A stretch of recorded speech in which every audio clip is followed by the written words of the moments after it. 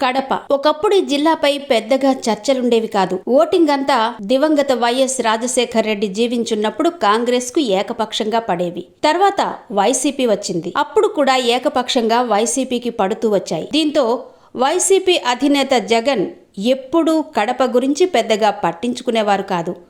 ఎన్నికల సమయంలోనూ ఆయన కడప మినహా ఇతర జిల్లాలపైనే ఫోకస్ పెట్టారు. 2014, 2019 ఎన్నికల్లో జగన్ కేవలం 2 సార్లు మాత్రమే కడపలో పర్యటించారు. కానీ తాజాగా జరిగిన ఎన్నికల్లో మాత్రం జగన్ 6 సార్లు కడపలో పర్యటించారు. తొలిసారి బస్సు యాత్ర ప్రారంభించింది కూడా ఇక్కడి నుంచి. ఆ తర్వాత వరుసగా 5 సార్లు వెళ్లారు, ప్రచారం చేశారు. చివరి రోజు కూడా ఆయన కడపలో ప్రచారం చేసి ఆ తర్వాత పిఠాపురంలో ప్రచారాన్ని ముగించారు. ఇంత ఉత్కంఠగా కడప రాజకీయాలు మారడానికి కారణం కడప రెడ్డెమ్మగా పేరు తెచ్చుకున్న Congress PCC chief YS Sharmila ఠారెత్తిన వ్యాఖ్యలతో సీఎం జగన్ పైన, ఆయన ప్రభుత్వం పైన ఆమె విరుచుకుపడ్డారు. అవినాష్ రెడ్డికి, వివేక హత్యకు లింకు పెట్టి ప్రచారం చేశారు.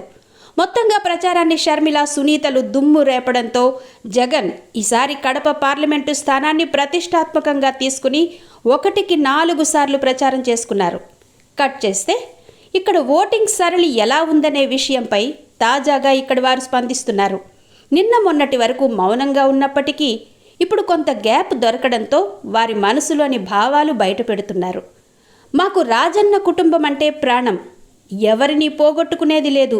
1 ఓటు షర్మిలకు, 1 ఓటు జగన్ బాబుకు వేశామని నిర్మోహమాటంగా కొందరు చెబుతున్నారు.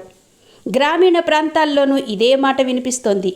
అంటే అసెంబ్లీ ఓటును జగన్కు, పార్లమెంటు ఓటును షర్మిలకు వేశారనేది ఇక్కడ స్పష్టంగా తెలుస్తోంది. 2-3 ఆన్లైన్ ఛానళ్లు చేసిన పోస్ట్ పోల్ అభిప్రాయ సేకరణలో మెజారిటీ ప్రజలు ఇదే అభిప్రాయం చెప్పారు. దీంతో కడప రెడ్డమ్మ గెలుపు ఖాయమని అంటున్నారు పరిశీలకులు. ఇదే జరిగితే కడపలో చారిత్రాత్మక తీర్పు వచ్చినట్టేనని, వైఎస్ కుటుంబాన్ని ఈ జిల్లా వదులుకోదని అంటున్నారు.